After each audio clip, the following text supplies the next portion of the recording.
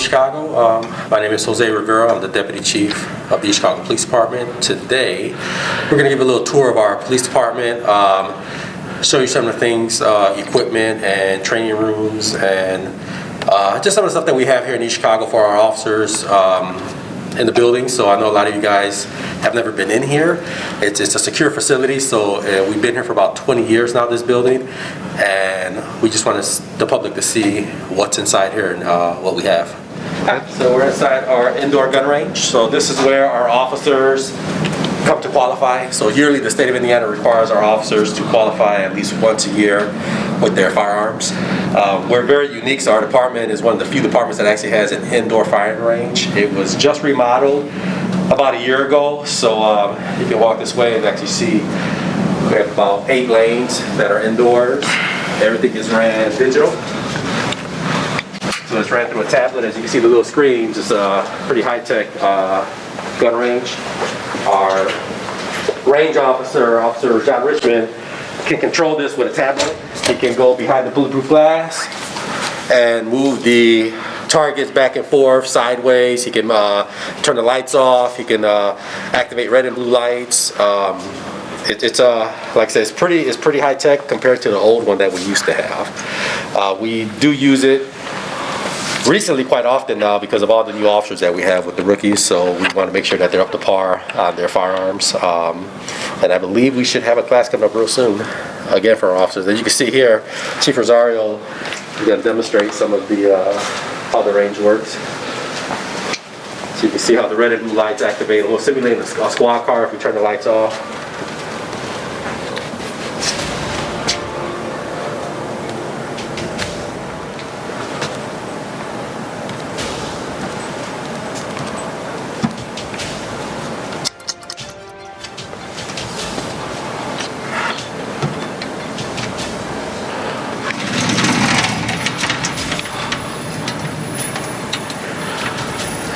So right there is where the target will attach to the clamp right there.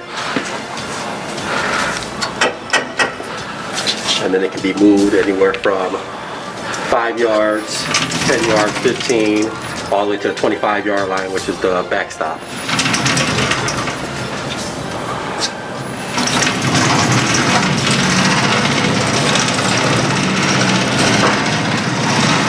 Yards doesn't seem too far, but it's actually pretty far away. And again, it's all controlled with a tablet and with this computer screen here.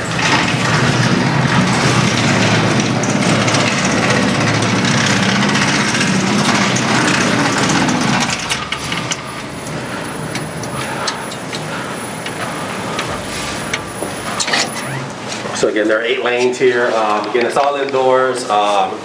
It's pretty expensive to run because of the system. So when we're firing, you got a lot of lead coming out from the weapon. So you got to make sure we have an exhaust system on at all times when we're firing. That can get pretty expensive. But we do use this quite often. We do our best to take advantage of what we have. So this is, again, very, very fortunate that our department has something like this indoors. So no matter what type of weather is outside, we can always be indoors training with our weapons when we need to. If you come this way, you'll see besides the firing range,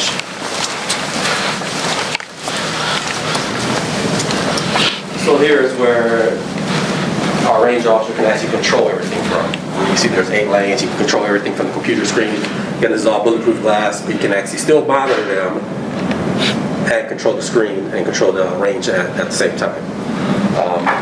We also provide another room here for our officers. So after they're done with the gun range, we have a cleaning room so that they can clean their weapons. So again, it's a safe room where it's all brick around here, it's bulletproof glass. They can make sure they can check their weapons and make sure that there's no rounds in it. And again, it's a safe, secure area for our guys that fire rounds. You won't hear this outside, so when the guys are firing, the residents nearby won't hear it because it's all kept indoors. So this here is our training room. It's one of the rooms we use to train our officers. You can see it's quite large, so we can fit quite a few officers in here safely, and especially now with COVID-19, we can actually have them separated. and still do training. Besides being a training room, it's also a / media room. So if we ever have the media, we can actually bring them here and do press conferences. Another thing we have, it's also kind of one of our history rooms. You can see all these old pictures here dating back to the early 1900s. These are all our previous chiefs. Our department back in 1917 when they used to be at City Hall. There's a picture of our department in 1905. So it's a nice history room. It's nice to kind of see where we were at then and where we're at now. These are some of our older pictures. Some of our a little bit more current ones. Not too current, but a little current are over here. Again, it's a continuation of all the chiefs that we've had in the past. We have the entire department in 1993. And then again in 2009, how big our department was. And then the back wall, actually right here, you can also see back in 2009, our K-9s, our civilians, our dispatchers. We had quite a few officers back then. This back wall, where you see the police shield and the banners, these are all the fallen officers that we've had in the city of Chicago.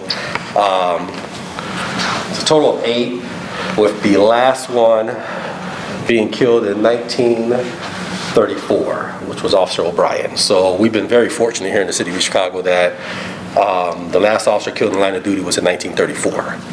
So, but we do still remember them. We have their banners here. We have plaques with all the stories of how they were killed. And again, this is our training room, and we can walk to our next training room, which is our simulator room. All right, so we're going to go to our detective bureau right now. Just we're going to do a quick walkthrough. They're busy right now handling a lot of cases, but we're just going to show you kind of what the detective bureau looks like and some of our interview rooms.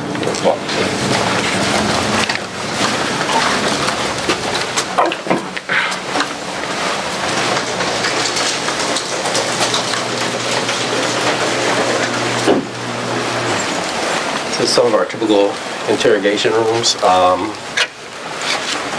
So all our rooms are pretty small and intimate. They're recorded.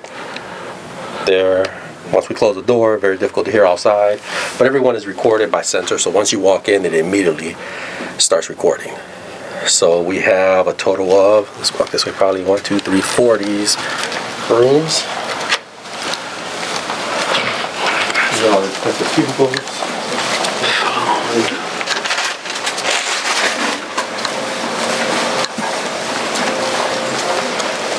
This is another one again for interviewing victims. It's as soon as you walk in, it begins to record audio and video. So it's something that again, it's pretty high tech. It's pretty nice. We had to again install these for protection because we don't know where our victims are coming from, and we want to make sure our detectives are safe when they're interviewing anybody inside this building. Even now with the detective bureau, we split up our detectives to 2 different rooms and alternated the cubicles, so that way again they're in safe distance to protect them from coronavirus. So 20 years ago when we moved into this building, this was high tech back then. This would record all 6 interview rooms, but it was back with VHS. So of course we've upgraded since then, but this is just something that we keep as a backup. You see, we went from VHS to DVD, now we're completely digital. So everything is now digital. It's all pretty much ran through this computer system here. So this computer system pretty much records all our rooms where we have our interviews and interrogations. So you can see how it went from 6 monitors and VCRs to 1 computer screen that can record everything. This is the other section of the detective bureau. Again, we had to split them up to make sure that they were protected from COVID-19. We used to keep them all in one room, but now that COVID-19 began to spread, we wanted to make sure our guys were protected, and we separated them to different buildings. So all our offices are equipped with break rooms. So our detectives, when they're working, you know, and sometimes they don't have time to eat if they're so busy, they bring lunch. We equipped all of them with microwaves, refrigerators. There's another kitchen on the other side of the detective bureau, so they can actually bring their food here and eat. They also have lockers for them to change their clothes if they have to change. But we try to make it as homey as possible, because we spend a lot of time here at the station, especially our detectives. They can get called out any time of the night, so we got to make sure that they're comfortable when they are here. So we'll go to the next one. So right now we're going to give a quick tour of the Gang and Narcotic Division. This one's very unique because we have officers on the department that have been on for many years that's never gone in this office. The reason why this office has no windows, the door's always closed, because of the sensitive information that's in there. So before we go in there, I made sure that nobody was in there. But we're going to give you guys a quick tour of what the Gang and Narcotic office looks like. Okay. So our gang unit consists of detectives that investigate all our gang and drug crimes here in the city. We also have 2 detectives branched out. One's assigned to the DEA. He reports directly to the DEA. Then we have one that's assigned to the ATF, and he works directly with the ATF. They're both assigned to Maryville, and they handle any cases that we can take federally. So if we run into a case here that we believe we can upgrade it to a federal case, we rely on those 2 task force officers to take it to the feds to assist us with that. But again, this is our Gang and Narcotic Division. Same just like any other detective bureau. Here, once we flip the switch, it begins to record. And it's another interview room where you'll be interviewed for gang and narcotic type crimes. So we'll interview anybody here from petty gang crimes to up to murder, and even drug dealers. So they have their own interview room. They have their own way of handling things, but it's always kept secreted because we also flip people to become informants here. So that's why we're very careful with letting anybody in here, because we never know who they have in here. And a lot of times, like I said, we ourselves don't do undercover buys. We rely on informants to do the buys for us. So that's why this room is always secure, because we never know when an informant's in here about to work with our detectives. We got to make sure that our detectives are comfortable. So they also have their own kitchen. They also have their own area because they spend a lot of time here. So we got to make sure that they're comfortable. If they can make it somewhere to go eat, they can always bring something here to eat. And again, they'll have their own kitchen to do that in. We're going to walk right through this room into our tactical room.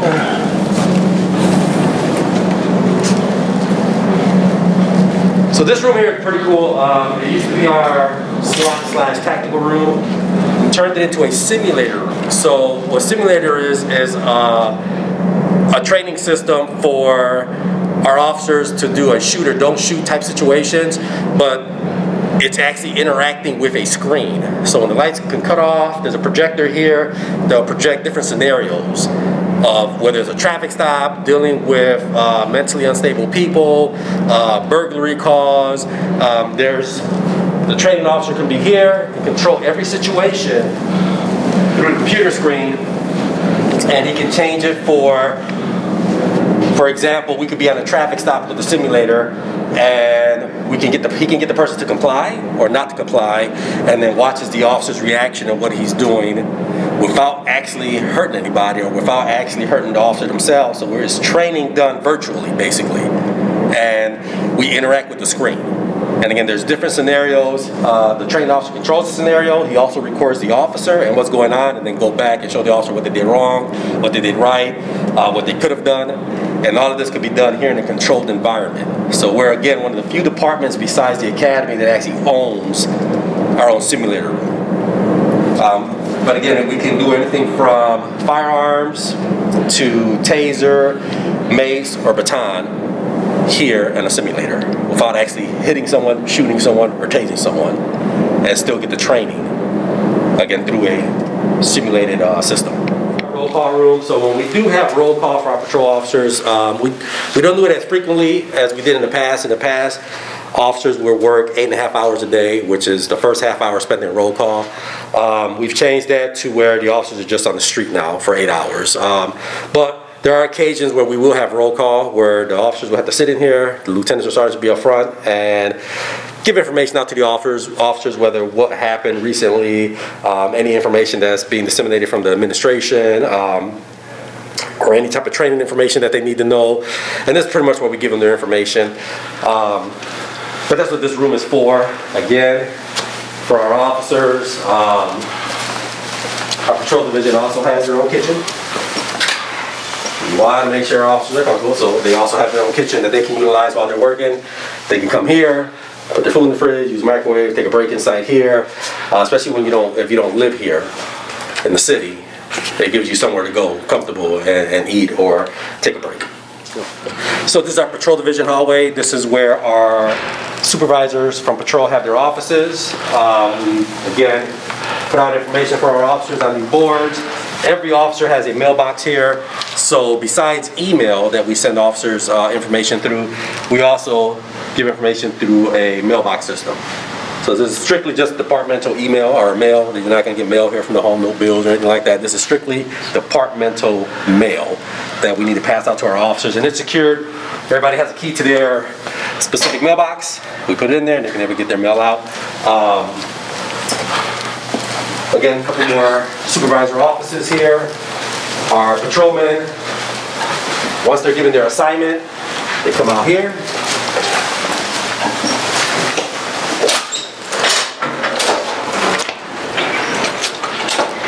Each of our officers are assigned squad cars, so they just can't jump in any squad car. The reason for that is for accountability. We want to make sure that the squad cars are well maintained and that they last long, so we get the best bang for our buck. So we try to just assign 2 officers per squad car. So when they come out here, they look for their squad car, and then they go to their assigned area. But again, we want to make sure that, one, for maintenance purposes, that the car gets some rest, as dumb as that might sound. We can't have these cars running 24 hours a day, 7 days a week. It's not good for the car, and it also is a lot of wear and tear on the vehicle. So that's why we try to give the car breaks where it's only 2 officers assigned. They get 2 days off a week, just almost like a person.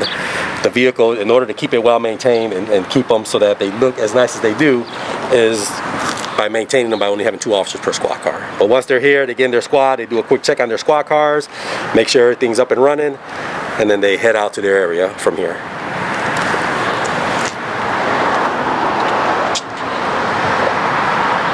So one thing I would want to say is that we have a nice fleet. So you'll see some of our new trucks. So these are some of the unmarked ones. So we have vehicles that are unmarked.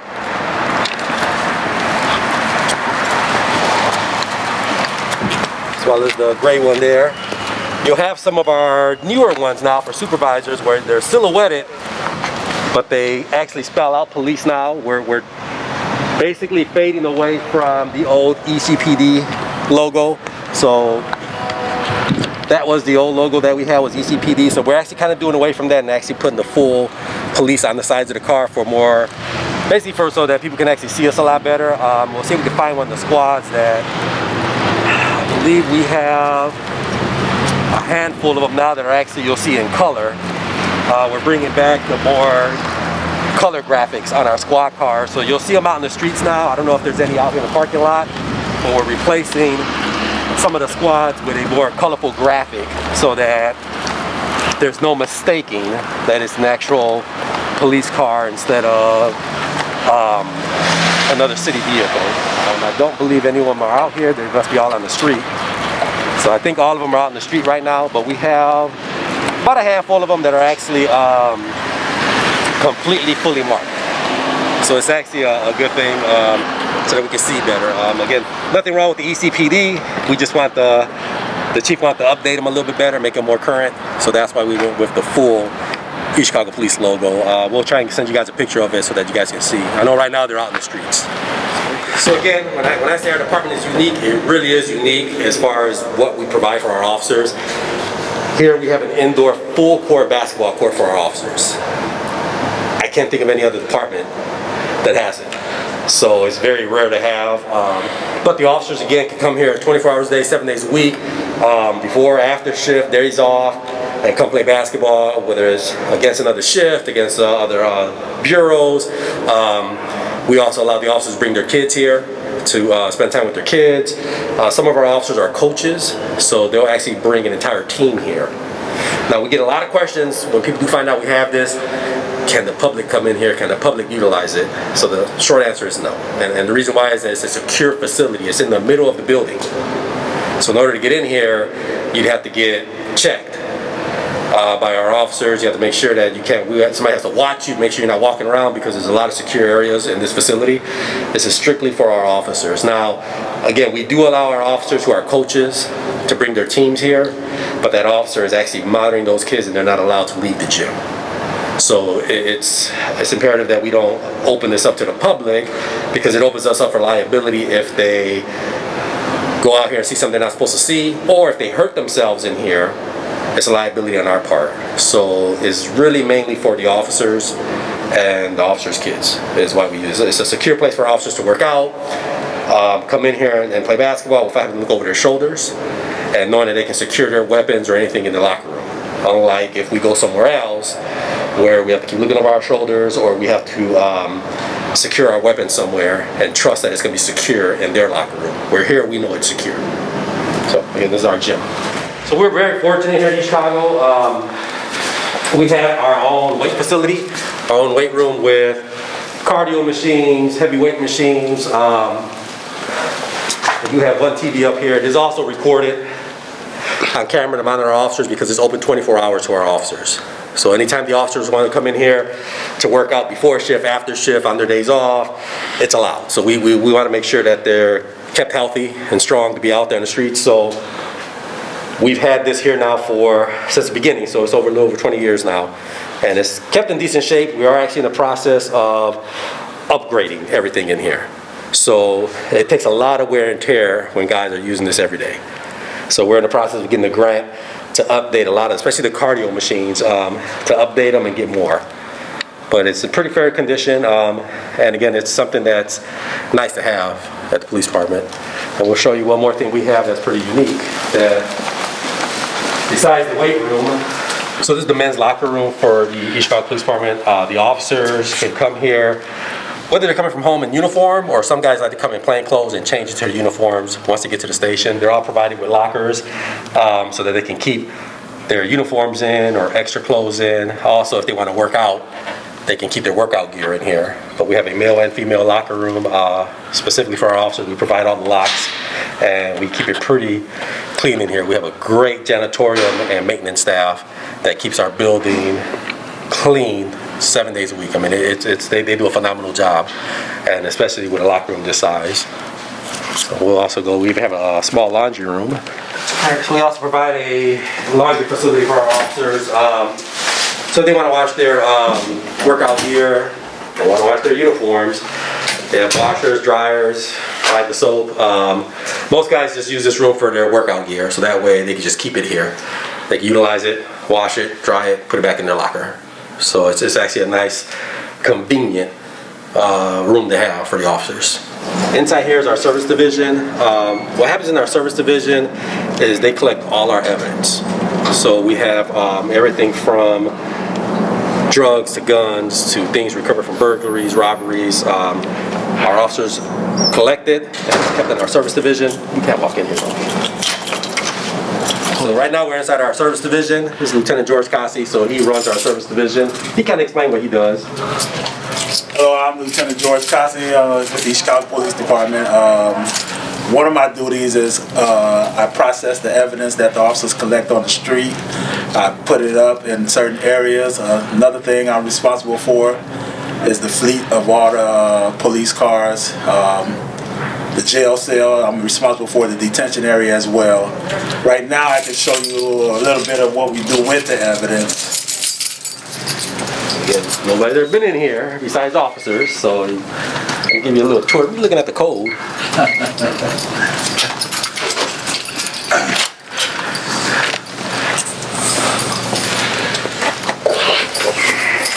I am probably only one other person in the police department have access to this room because of what's in here, and just to maintain the security of the evidence. Let's take you back to my workstation.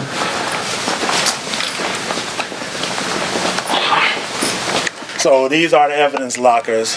When an officer does a report or he collects any type of evidence, on the other side is the report writing room. And once they're done completing their report and completing an inventory sheet for the property that they collect, they put it inside an evidence locker, which is pretty much the same on the other side in the jail cell. And basically what I do, let me see if I find one.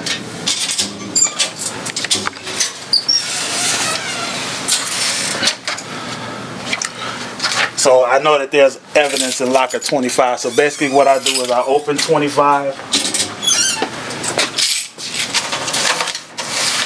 I pull out the evidence, and it's my duty to inspect the evidence to make sure that the officers have completed the correct work. If not, I submit it back to the officers for them to complete it correctly. Once it is completed, as you can look, turn around and see, it has to go on the shelf. And all the evidence is placed in a certain location in basically in numerical order. Very good. So you can see a lot of the different weapons that have been recovered by the officers, whether they're shotguns, rifles, AR-15s, crazy looking high-tech weapons like this right here, which is I believe is a 45 caliber. It's considered a handgun. You got the cases here. If you walk a little bit over here,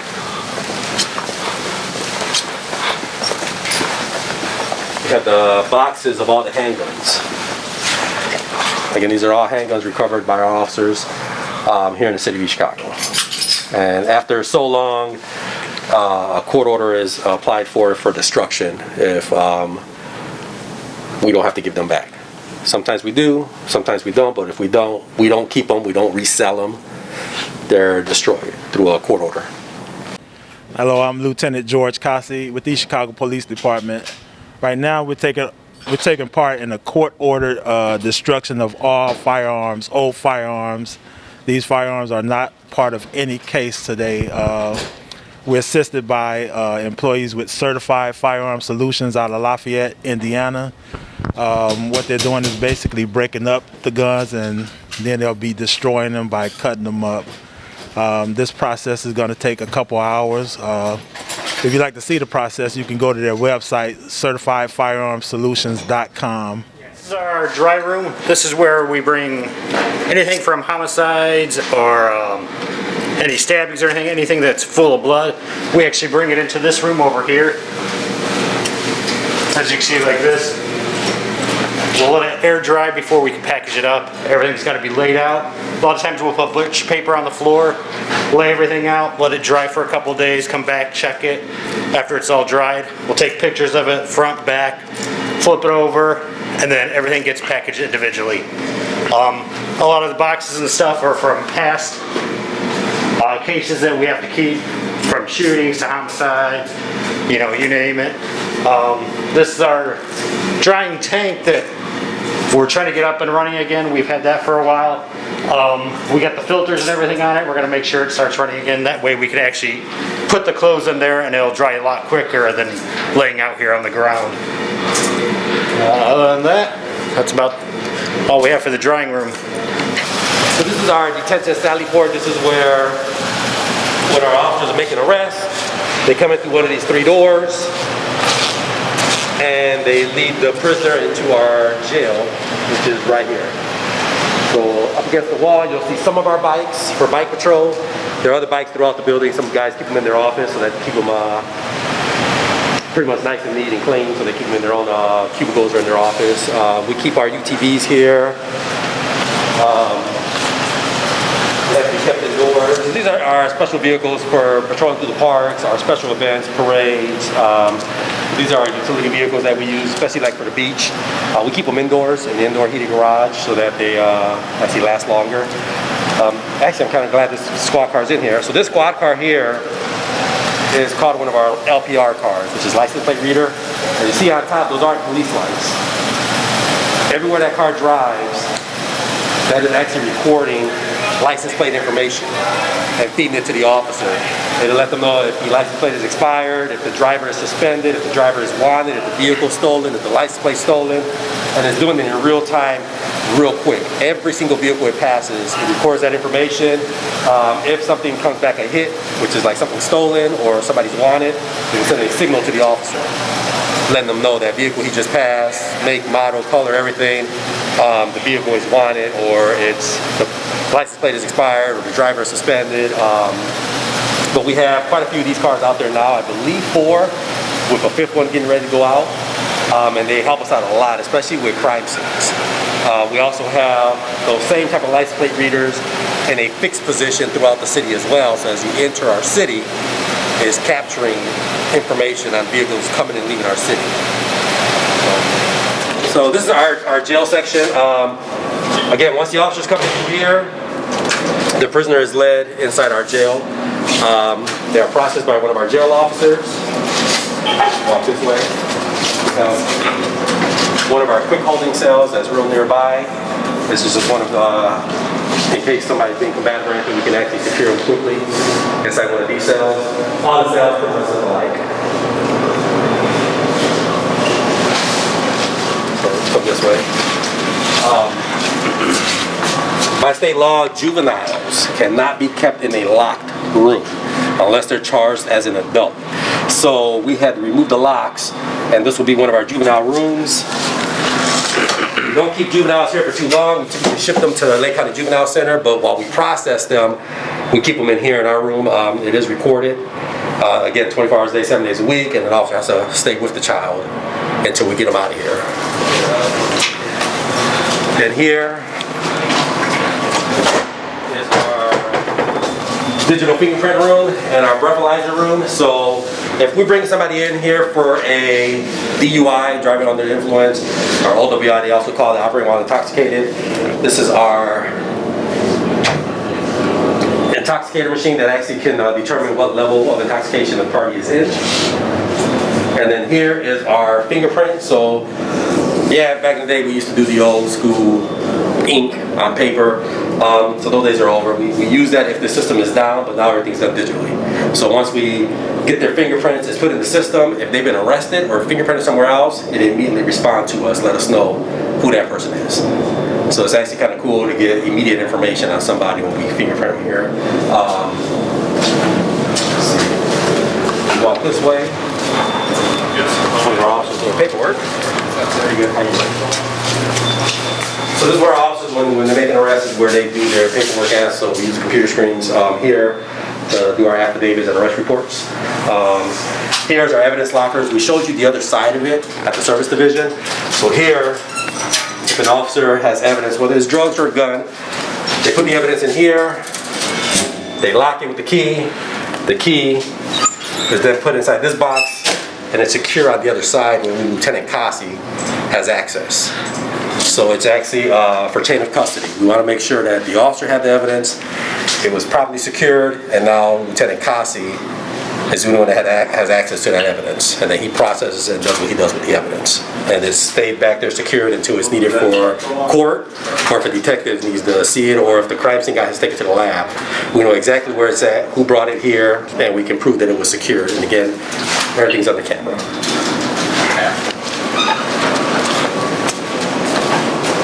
So this is one of our old hands. You see this fresh companion, like a nice studio apartment.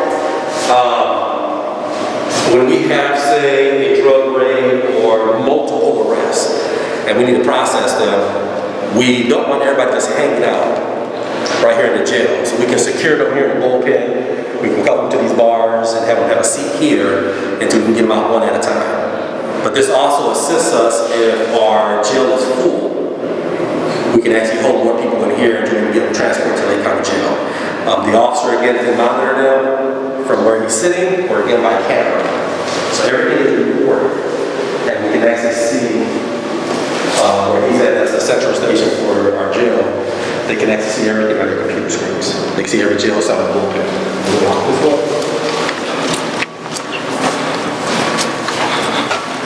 This is one of our secure cells. So this cell is a patio room. So this is for those with mental illnesses, those who are suicidal, those that are very combative. The entire room is padded, and that is actually not a sewer, but a toilet. And it can only be flushed by the detention officer on the other side.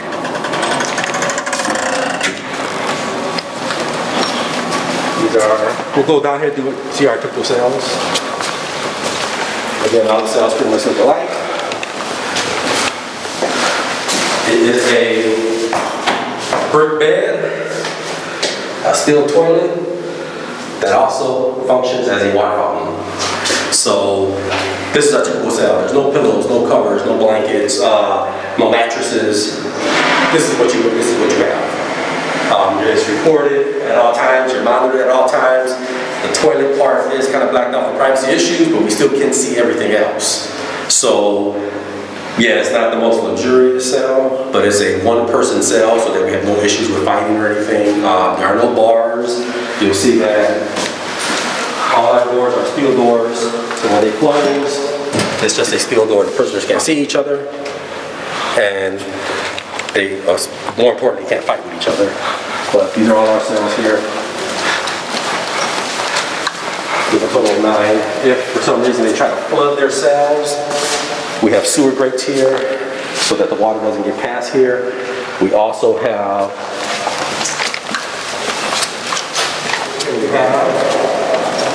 so this bullpen here is a temporary holding facility for our county prisoners. So what happens is 3 times a week we bring prisoners from county here that need to go to court here in Chicago because they have a case pending here. So instead of putting them in a cell, they're only going to be here temporarily. We put them here in the bullpen where they've already been serviced and checked. We know that they belong to county. They're going to be sent back to county. We have them sit here and hang out. They have their own, again, toilet and water fountain. There's no privacy here for them. That is, you can use wash from everybody. And we feed them here. But again, we also can use this if our cells get full. We can use this as an overflow for prisoners. Very, very rare does that happen. Once our cells start to get full, we start transporting to county or start getting people bonded out. We find a way to get them out of here before that can even happen. But in rare occasions, we will use this as an overflow. This is all the same. Again, we have a total of 24 cells, individual cells. We typically use the last row for females because again, we have to separate the females and male. But the good thing about our jail, they're individual cells. So only one person per cell. But we still want to keep them separate. So they're separated. This one here, there's only cells on one side. So the other side, they face a brick wall. Again, that'd be our female cells. Very rare again that we fill up our jail, but there are busy summers where we can fill them up pretty quickly, but we do our best again to get them out of here. If you go through here, we're not going to go through here because of court that's going on. Actually, you know what, court is not going on, it's Thursday. Get through here.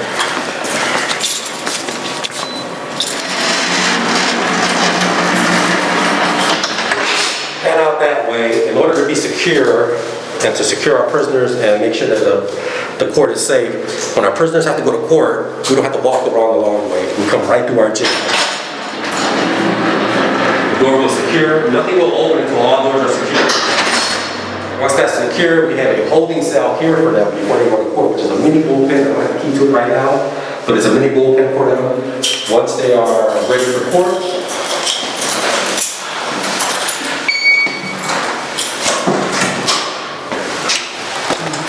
use this right here. We'll be escorted to our jail, I'm sorry, to our court. This is where our prisoners will sit. The judge, prosecutors, defense attorneys here process the court cases. So, but again, it's very secure because they're walking straight from our jail. And you see this door, it's a steel door, straight from our jail, straight to the court. Outside those doors will be bailiffs and 2 armed officers.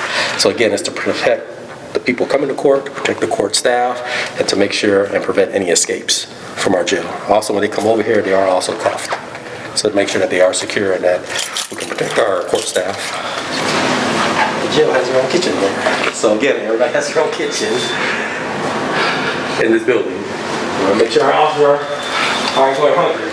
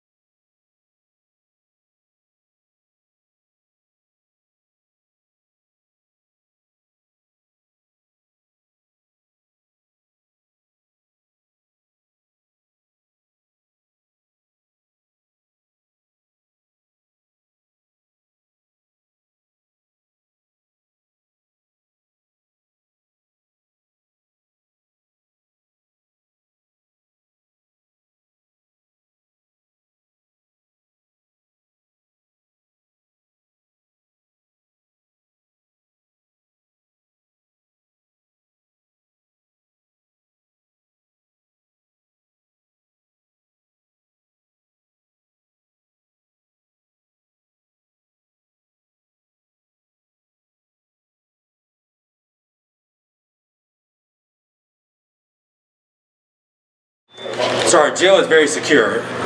If for some reason a prisoner decides to run inside this building, try and get out one of the exit doors, all exit doors are locked. You can only do it with a key pass, which is here. The doors won't open unless we have a key pass. I mean, with the key pass, you need a code to get through. Make sure this is closed. Close this. The doors won't open until one is shut. Come out. Now we're back inside the police station. So we can walk prisoners, when they turn themselves in, we can walk them right into the lobby, right into these doors, or we can bring them in through the back, through the squad cars. And then if you go in here, this is the room I was talking about. So you can see inside that room, but they can't see you. So again, it's all bulletproof. Not that it needs to be bulletproof, but it is for safety purposes. There's a microphone here, so we can talk. That was, again, that's something we don't use anymore, because that was back when we didn't have these what we call 6-packs, where we just can now digitally have pictures of people and have them pick them out on paper instead of actually facing someone. So it's a lot easier using technology than it is the old way of doing things. But we still have this room that still can be useful for interviews, where somebody, a detective here, can be watching the interview and can actually be feeding information to the detective as far as what he might have forgot to ask, what he should ask, can be reading body language from here of the suspect. So it's actually still a useful room for our investigators. Okay. So we have our own records department. Unfortunately, we cannot go in there. One, for social distancing practices, but we have 2 record clerks that work in there. The second is for privacy issues. So all our reports are sent to our records clerks, who are then actually logging them in the computer system. We also have our addicts coordinator in there, where we can't show the public the computer screen for legal purposes. It has to be a secure facility where nobody that's not certified can see the computer screen. So I can't allow the camera in there, because you have to be certified to see that screen. But we do have a records department here. This is where you will come get your copies of your reports, tow sheets. You can make a report here if you like. This is where you're going to file a complaint on an officer, is where you come to. I will say, but the lobby is only open Monday through Friday, 8 to 4. So, and then before you can get into the lobby, it's now a secure facility. You must first go through a metal detector and check in with the officer in the front desk before we can allow anybody to come into our lobby. Upstairs. Alright, so this is the second floor of the police department. This is where we have the chief's office. I believe he might be here. Let's see, he might not. This will be the chief's office here. It's a secure room, so he has his own office. This is where he handles his day-to-day operation, all his business at. From up here, we can actually see down to the gym. You can see what's going on down in the gym.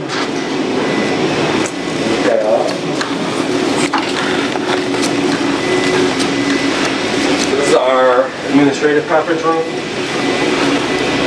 So this is where we have what we call brass meetings. Brass meetings are meetings with the upper echelon of the department, which is your ranking officer, sergeants and above. Also, our administrative staff, which is our chief, myself, the deputy chief commanders. We come in here and have meetings as well. Right now it's being used for our new hirees. We hired 4 emergency hires from other departments, or people who have already graduated from the academy, until we can get them trained and have all the paperwork they need signed. They're pretty much stuck in here until we can get them out in the streets, which hopefully will be very, very soon. We also do use this for training purposes as well, so we will come in here for training classes, for meetings. It's a pretty nice conference room for us to hang out in, and again, it's secure.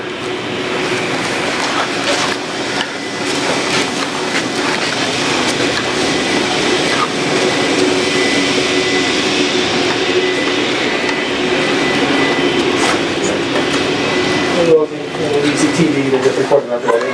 Hello. This is Rosie Serrano. She's our administrative secretary. Hello. We have our patrol commander's office.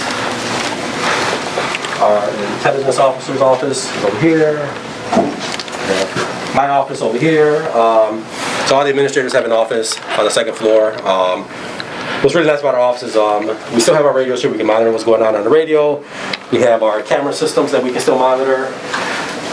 We can actually monitor the city with our camera systems. So even from the office, I can just point out to what camera I need. If I hear a call in a certain area, if I know there's a camera there, I can actually monitor and see what's going on the cameras. So it's kind of nice to have the camera system available for us. Walk this way.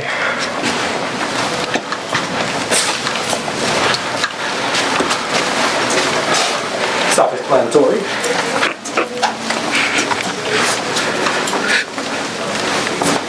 We have some of our new officers here that we just hired. What's going on, guys? I won't go in there because that's our HR department, so there's a lot of privacy issues that we don't want to violate in there. But we have our own HR department here at the police department. She deals with everything from FMLA issues, sick issues, payroll. So basically, our guru for everything on this department. Ms. Melinda has been here for almost 40 years.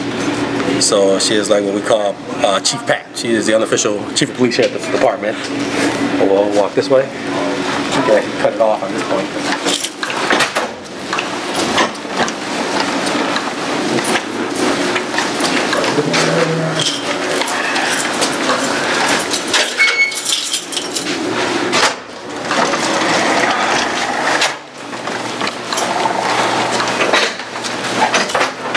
Hey, Shanny.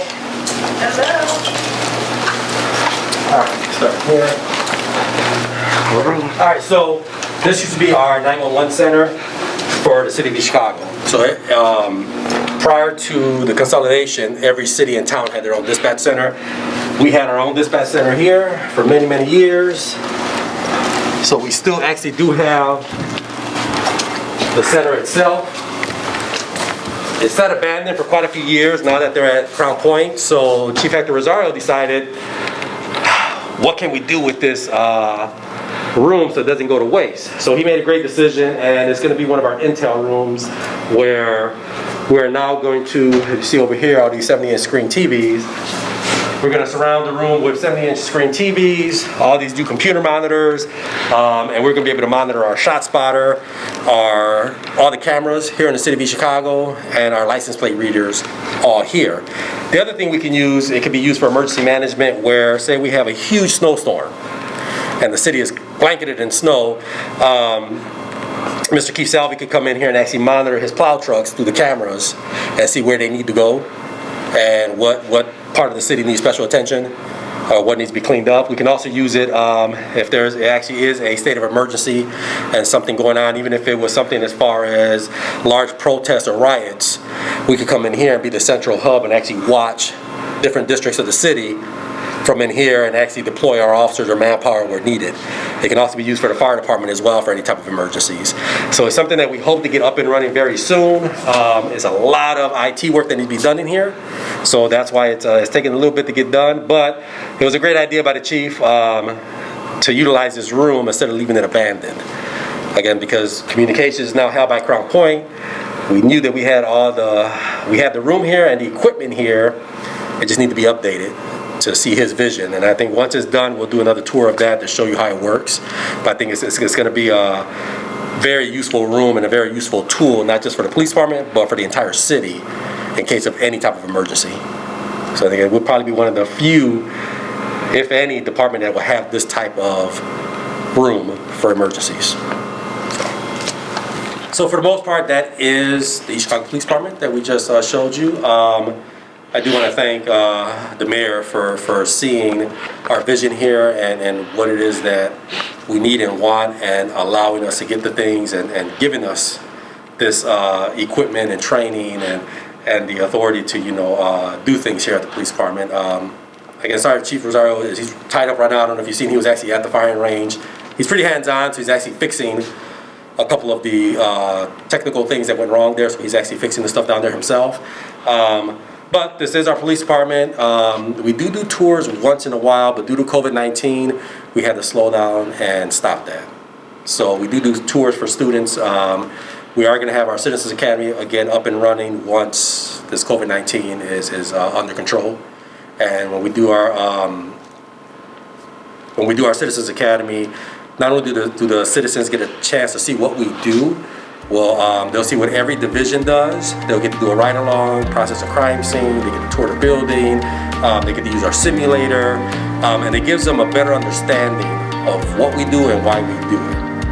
So again, thank you guys for watching. If you have any comments or questions, you can please reach out to me on my email, which is jrivera@eastchicago.com, or you can call my office number at 219-516-2141. So thanks again for watching, East Chicago.